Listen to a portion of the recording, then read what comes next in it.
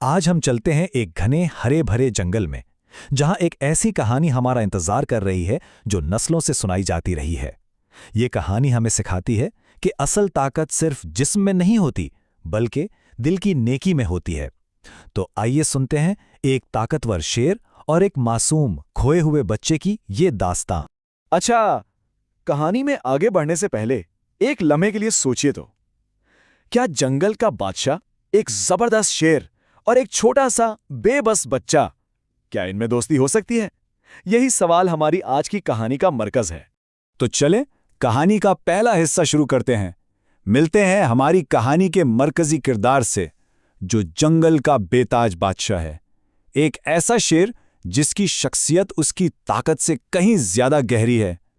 यह है बादशाह शेर। इसकी धाड़ से तो पूरा जंगल कांप जाता था और इसकी मौजूदगी हैबत तारी कर देती थी। लेकिन इसकी इस सख्त शख्सियत के पीछे एक बहुत नर्म दिल भी छुपा हुआ था। वो ताकतवर होने के साथ साथ मेहरबान भी था, और यही चीज उसे वाकई में खास बनाती थी।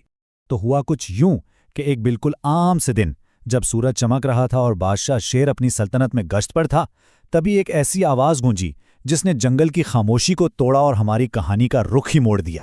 जरा सोचिए, शेर शिकार पर निकला है, उसके कान हर आहट पर लगे हुए हैं। अचानक उसे एक पतली सी सिसकियों भरी आवाज सुनाई देती है। ये किसी जंगली जानवर की नहीं, बल्कि एक इंसान के बच्चे की आवाज थी। इसका तजस्सुस उसके शिकार पर गालिब आ गया और वो एहतियात से इस आवाज की तरफ बढ़ने लगा। वहां पहुंचकर शेर ने देखा कि एक दरख्त के नीचे एक छोटा सा बच्चा बैठा रो रहा था। शेर को देखकर डरने के बजाय बच्चे ने उसकी नर्म आंखों में देखा। शेर ने अपनी गहरी पुरसुकून आवाज में पूछा, क्यों रो रहे हो? और बच्चे ने सिसकते हुए जवाब दिया, मैं रास्ता भूल गया हूं, मुझे घर जाना है।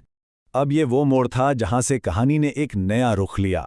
शेर चाहता तो उस बच्चे को नजरअंदाज कर सकता था, उसे उसके हाल पर छोड़ देता, लेकिन उसने एक दूसरा रास्ता चुना, मदद का रास्ता। और बस यहीं से एक अनोखी दोस्ती और एक खतरनाक सफर शुरू हुआ। आइए देखते हैं कि इनका सफर कैसा रहा।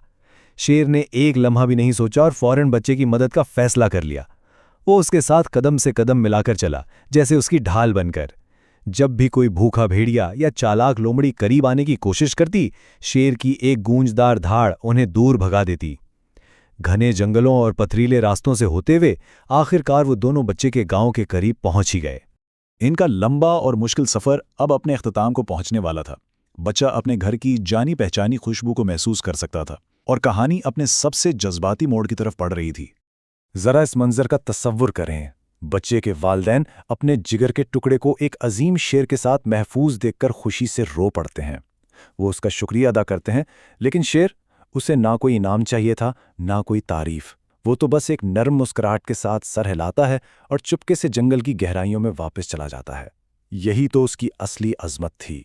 ये कहानी सिर्फ एक दिलचस्प सफर की नहीं है, इसके अंदर एक बहुत गहरा और हमेशा याद रहने वाला सबक छुपा है।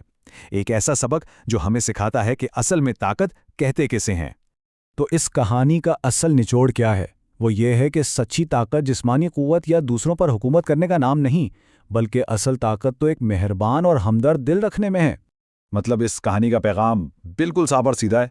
दूसरों की मदद करना, खास तौर पर उनकी जो हमसे कमज़ोर हैं, एक बहुत बड़ी खूबी है।